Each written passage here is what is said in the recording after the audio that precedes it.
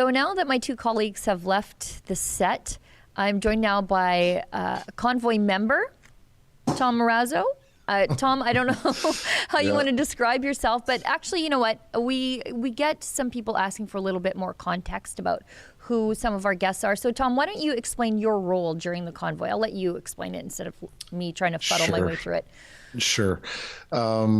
So I came originally at probably 2 days after the convoy rolled into Ottawa. And then once I got here, I kind of was here just to help out with some of the logistics. And then as time went on, my role started to evolve. Once Keith and Eva arrived, then I started to work a lot with Keith and Eva. But all throughout the time I spent working with the police liaison teams and trying to make sure that everything was very safe and responsible with the truck convoy members that were in the streets, but also working with the police. And then as time went on, like the situation was evolving. So that's when Keith, myself, and Eva started to kind of try to get the ball rolling with other members of the leadership within the convoy and try to get some traction going. And so that's why if anyone saw in the testimony for this public inquiry or the commission, I had spoken about my role or it was told to the public that I was in meetings with the city manager, Keith and Eva. But it was just something that I never had an opportunity to discuss. So a lot of people seemed to be surprised about it when I testified. But the reality is it wasn't a secret. It was just those were meetings that I participated in. Right. During the convoy. Yeah. I mean, and why would you? Why would it come up in conversation? Like, why would that be a thing that you needed to go around telling people? I don't know. Understand why people would get uptight about that, but whatever. Oh, well, you know, it's just been, it's been constant. I'm just getting hit from all sides over my testimony from various groups that are allegedly on our side. I'm just getting hit from all sides because, you know, they saw the testimony and it was things that they had never heard in probably the 50 or 60 interviews that I've given since the convoy. Because, you know, it was just never important to bring those details up. But it seemed to surprise people. And the latest rumors that I heard, this is a good one. Ready for this? I work for Doug Ford. Even though I campaigned against Doug Ford in the last Ontario election, and I did several videos denouncing everything about Doug Ford. The latest rumor is that I work directly for Doug Ford. And that, you know, my favorite one is controlled opposition. Yeah. I've also heard CIA, CSIS, FBI, RCMP, Ottawa Police, and my latest one is that I work for Doug Ford personally. You know what? You seem far too organized to work for the OPS. I'll tell you that much. Yeah. Isn't that the truth? That the truth? You know, I get those like, you're controlled opposition emails because I don't talk about the pet cause that they want to talk about because I'm too busy talking about something else. And I just reply I don't often reply because, like, who cares? Mm-hmm. But sometimes I just reply like, do I seem like somebody who's easily controlled? You should ask my husband. Yeah, exactly. You can't put out the rumors, but I don't even care to at this point. Yeah. People say, I could explain it 1,000 times, and people will still come up with a new creative way to make me answer the same question. Yeah. So I don't even care anymore. You know, I just don't. I'm tired of it. You can't. Let's throw to clip 7, Efron, because as you can tell, viewers at home, Tom's obviously just a wild man, hard to control, and incredibly out of control. He just has zero composure whatsoever. That is, of course, if you listen to these two crones who work for the Privy Council. Those are my words, not Tom's. Janice Charette, she's the chief clerk of the Privy Council. So, like, the chief bureaucrat, really, of the country. And she explains that there were layers of threats from the Freedom Convoy. And she noted the, quote, incredibly violent rhetoric posted online by people that God only knows if they're even in the convoy or they're just saying stuff on Facebook. You can do that, right? Like you could just comment on Facebook. Someone should tell these, like they look old enough so that they just probably just live on Facebook. So I don't understand why they don't know how Facebook doesn't look. But she said that also the convoy was very well financed. Well, that's what people do when they care about a cause. If they can't throw their activity behind it, they'll throw their money behind it. That's how it works. Well, we got to remember there was also a travel ban for unvaccinated people. So the only way you could get to Ottawa was to be if you drove. And I drove across the country from Ontario to Alberta this summer. It took me 2.5 days, and I only stopped for 5 hours each night. Yep. And I drove straight through. And so, it's hard to drive across this country, and especially in the winter. Yeah. I did it in the summertime. So this is an interesting point, because I laughed at when I heard the testimony where they said, oh, well, we thought they just come for the weekend. It's like, okay, so you're going to drive across Canada between 5 and 7 days in snow in winter and stay for 2 days and then turn around and go back. Like who comes up with the logic to this? Government workers. Government workers. As I watched people this, in I a was bubble. like, I get exactly why these two were appointed by Justin Trudeau, because they are just perfect true believers. They will just take whatever you tell them and then say it. And you could tell in their testimony, they were so scripted. They had notes. They were like, as Keith said, like calling for their line, like, what's the line? Script. There was a bit of that here, but let's roll clip 7 if you wouldn't mind. Efron? Sure. We had reported to us that there were IMVE and ideologically motivated violent extremists, individuals who were seen amongst the protest activities, that there was the risk that they or lone actors inspired by them there was the threat from them that they could move to serious violence. We had evidence through both what was being said and in online of incredibly violent rhetoric, of hate speech, anti-Semitic, anti-gay, transphobia, and misogynistic, death threats to elected officials, to senior officials, some of which we didn't even know at the time. We found out afterwards were even worse than we had known at the time of this note being written. We had the threat of weapons, which we had heard about before the 14th, and then we'd seen at Coots and the size of that cache of weapons and ammunition. We'd heard that there were kids and vulnerable people in some of the trucks that perhaps were being used to try and keep law enforcement away. All of that, and we had a sense that this wasn't a single-headed hydra. There was a sense that there was organization, there was coordination, there was a degree of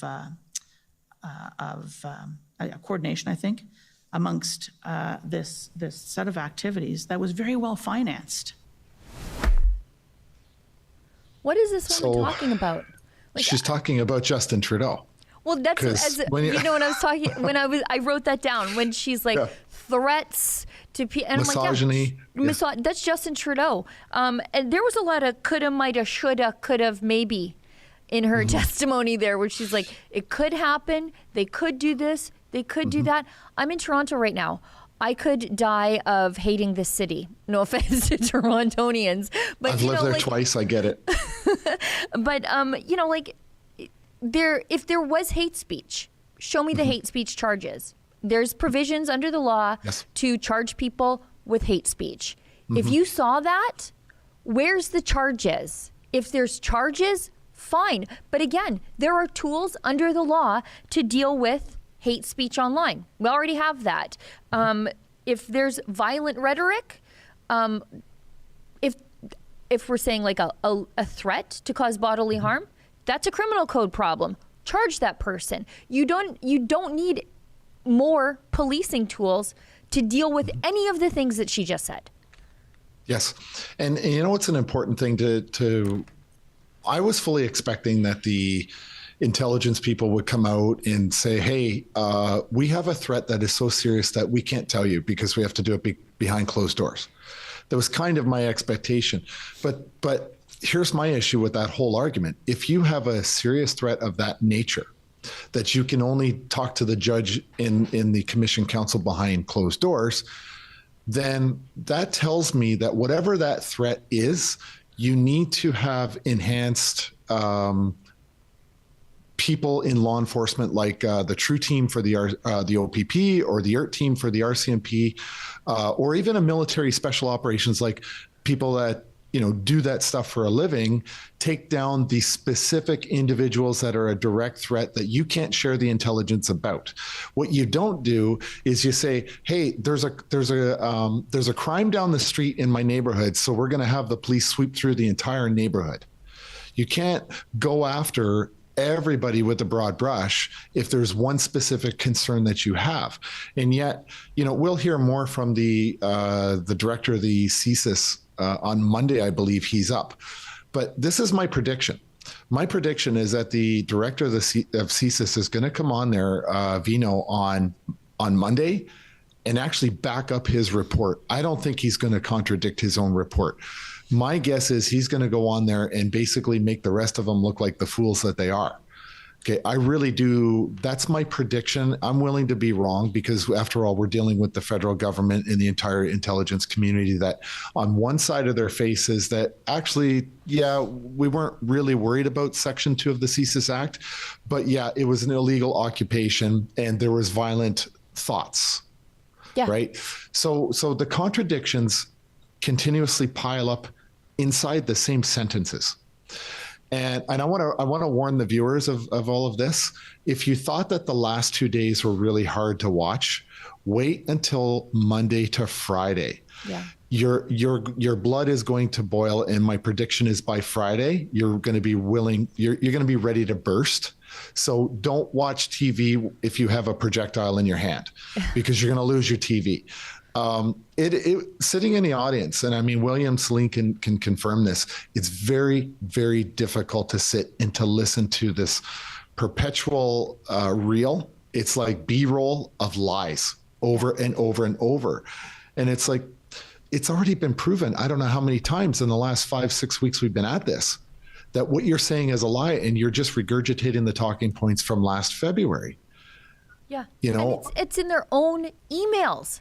They contradict their own emails. Mm-hmm. The clerk of the Privy Council said that there had been no movement on dealing with the truckers, but we've seen emails and correspondence, text messages, saying that they had been in communication with you and Tom, or you and Keith and Tamara, on moving the trucks, and that progress had already been made, in that you had been moving trucks.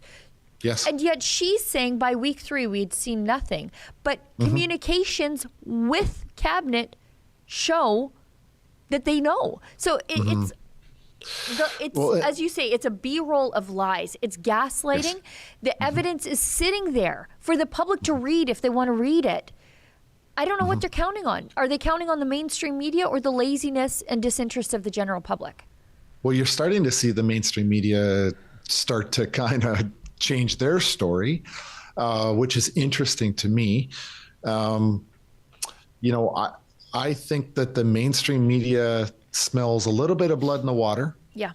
And they're hedging their bets, because my guess is when this commission comes back and says that the EA was not warranted, you didn't have the right to do it, when it comes back and it's in the public's favor, not the government's, I think the government, I'm hesitant to make a prediction, but why not? What have I got to lose, really? Right.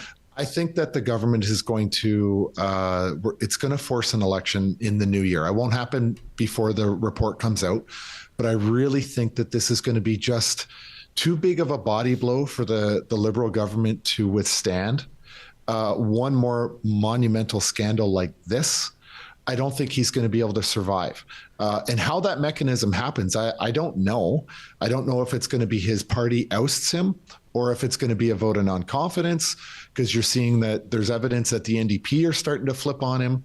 They're asking for a public inquiry about COVID.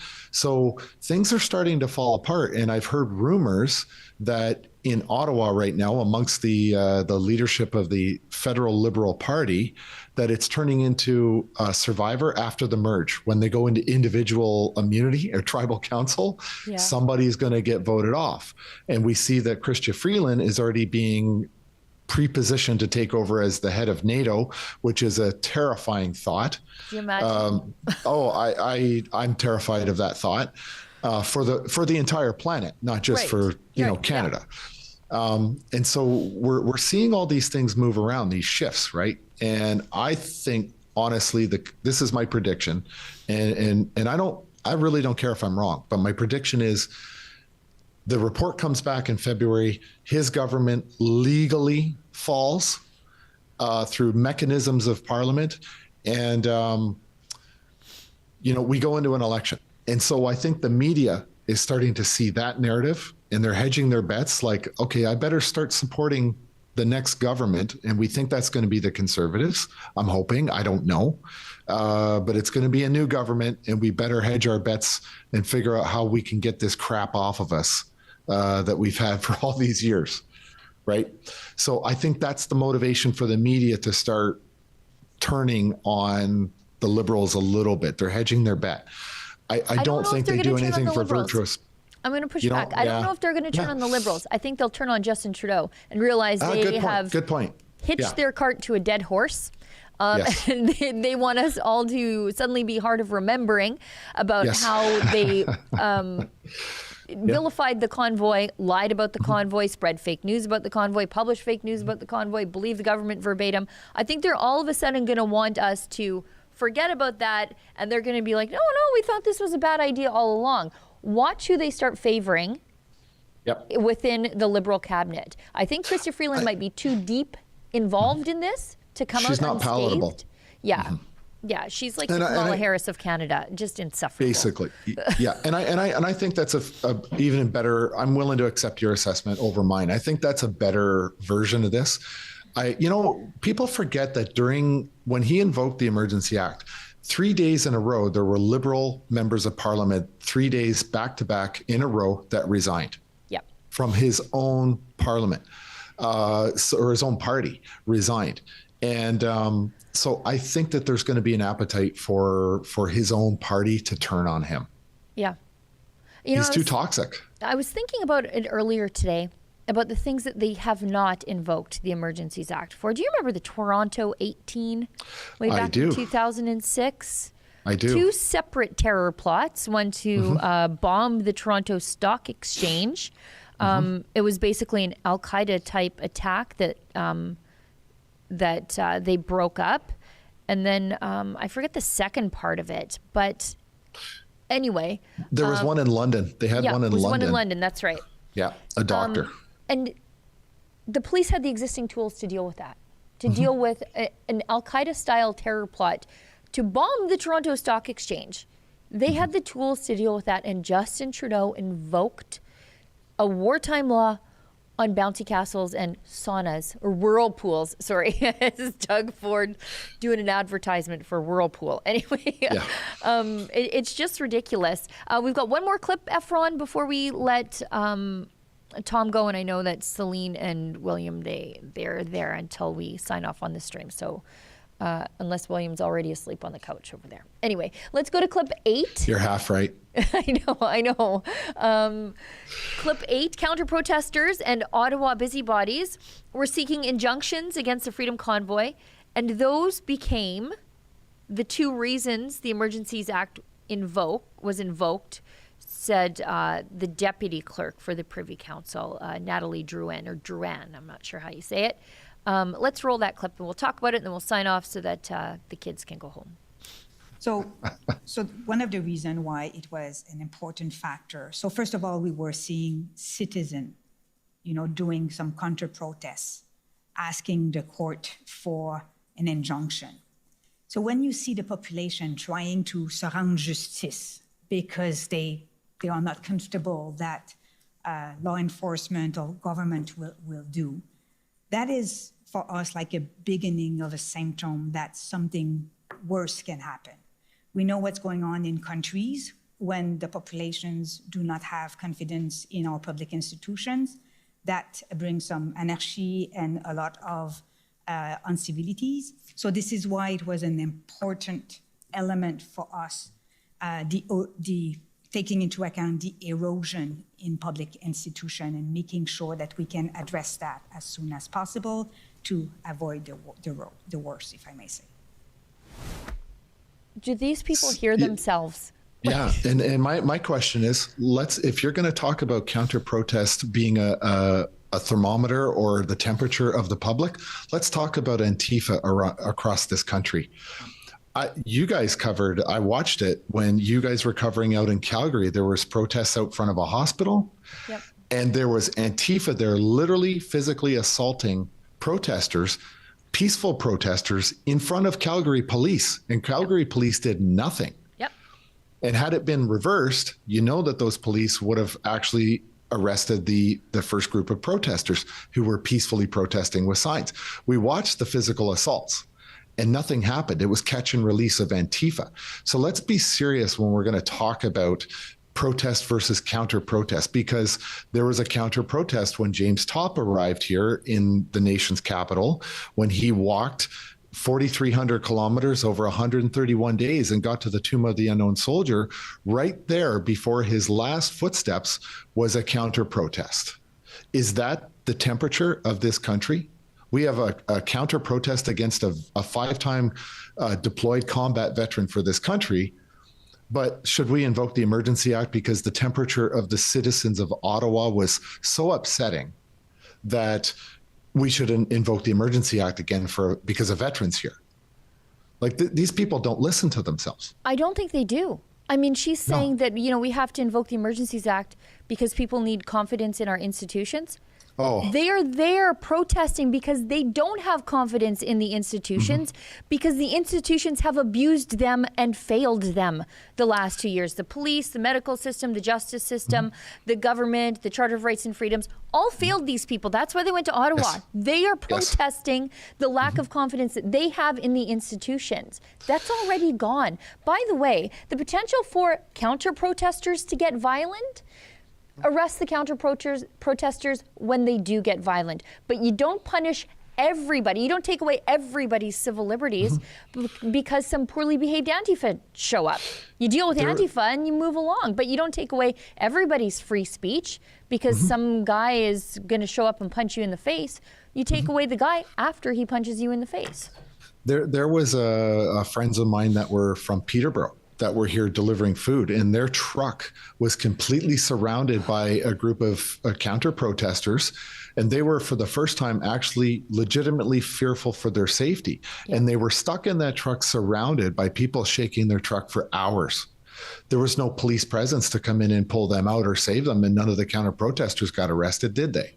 No. But to go back to an earlier point about the confidence of institutions, is the first time I ever spoke at a public gathering after the convoy, my message was very clear in what my statements were. I said, right across this country, this convoy was brought about, was manifest by the fact that under the federal and the provincial governments right across this country and the municipal governments, that they disrupted and deliberately harmed the reputations of every institution within our society. We can no longer call ourselves a civilized society anymore because every society turned its back on the Charter of Rights, and it turned its back on the citizens who actually pay their salaries. Every single institution, from religion to banking to education, policing, courts, medicine, law, every institution in society turned its back on common sense. Yeah. Yeah, I mean that's why the truckers went. That's why they went, is because, you know what, that's what blue collar people do. When they see a problem, they don't wait on somebody else to fix it. They fix it for themselves as best they can, and that's why they went all the way to Ottawa. They had no confidence that the politicians would do what they said they would do, so they went there to have their voices heard. Tom, I want to thank you so much for coming on the show. You're always so generous with your time. I want to preface an earlier statement that I made about Toronto and dying from being in Toronto because I dislike the city so much. I love the people of Toronto. Do not send me emails.